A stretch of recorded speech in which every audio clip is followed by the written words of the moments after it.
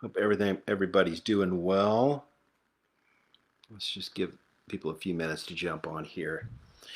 So, I wanted to bring the group something that we've been using a lot and I think will be helpful for a lot of artists as they're building out their career and organizing their career. So, I want to talk about something called the bowling hack. This is about mapping your next 6 moves. So, you may remember recently we talked about the Coppola principle. This is the idea of making your days, where Francis Ford Coppola, when he was in pre-production for The Godfather, he sliced up the movie into 60 pages.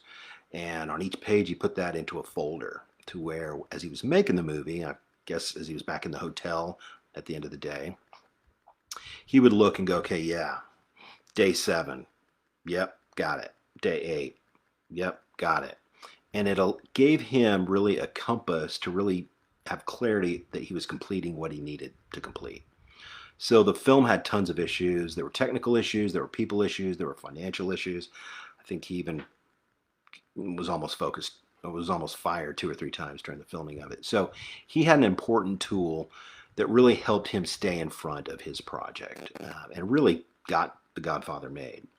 So the Coppola principle really goes hand in hand in what I want to talk about today and really give you a tool that really serves as an entry point for artists who are beginning to understand and use strategies they're building and completing more projects within their career.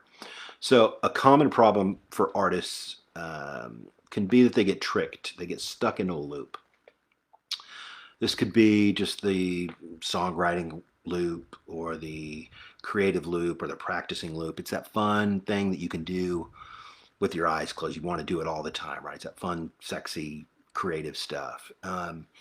And as artists are responsible for more and more things, um, tools like this are becoming more and more essential in adding clarity and sanity for artists as they are building. So, what's really cool, force multipliers like this help you do a couple important things. One, it protects you from getting stuck in that creative loop to where you're just doing your creative thing and maybe you're avoiding building the platform and the business side of your business that strengthens and supports that creative thing.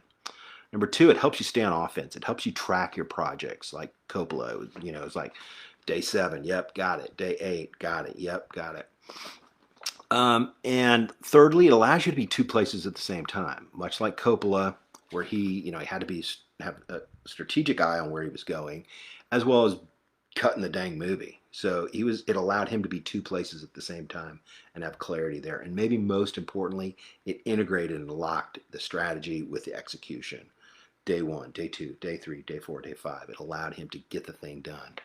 So here's how it works. So you may remember something called bowling back in the day. I think they still have bowling places, maybe. So chime in and tell me if you know of bowling places here.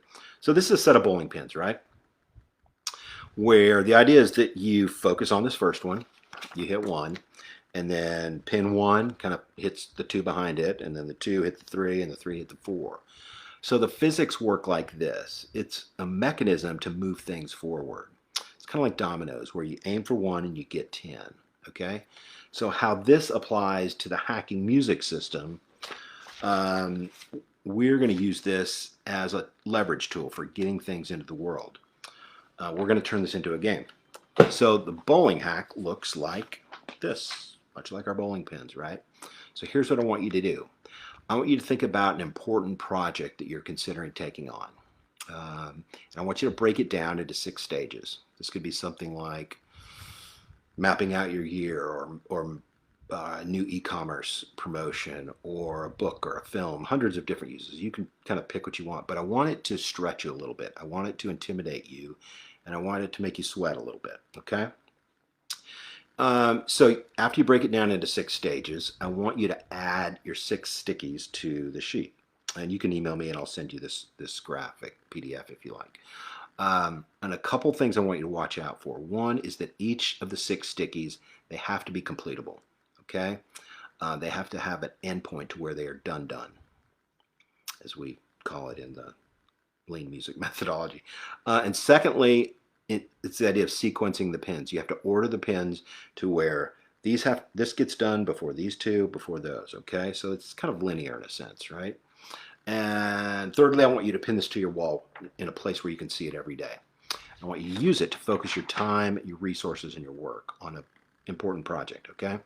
Some examples we've recently used this for: venture capital campaigns, product launches, fundraising, record production, marketing campaigns, digital products, books, films, e-commerce launches. There's a lot of different uses where we've used this. And here's where it shines. So as your career grows, each project should kind of intimidate you a little bit and then stretch you a little bit. You definitely don't want to be doing the same thing over and over and not stretch yourself. So you may remember the idea of shifting gears, where developing baby artists down here, that was the kind of bottom gear, and then they had deploying artists here, and now we have dominating artists up here. So as you shift gears throughout your career, tools like this will be absolutely essential. And this is just a toe in the water compared to what we do in the hacking music system. So, and lastly, remember Francis. You know, he pulled off the greatest movie, what some consider to be the greatest movie in history, by using tools like this. So let's learn from our past and not have to reinvent the wheel every time. Let's learn from the giants that came before us. So what I love most about this is, yes, it gives you a visual representation and adds alignment for what you're completing. But more than that, it's fun. It's fun to see this on your wall and to kind of see the thing being completed.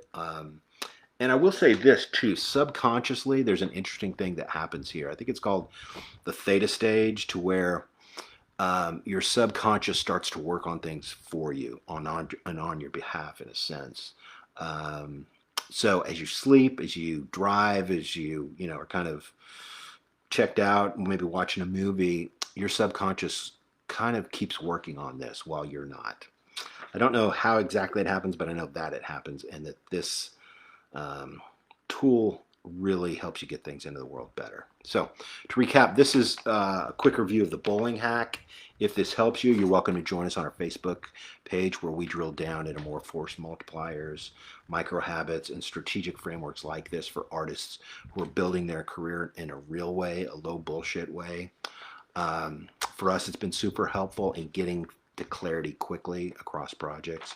So as you use this hack, I hope it focuses you, I hope it strengthens you, and really aligns you and your team to get better stuff into the world. Okay, we'll see you next time.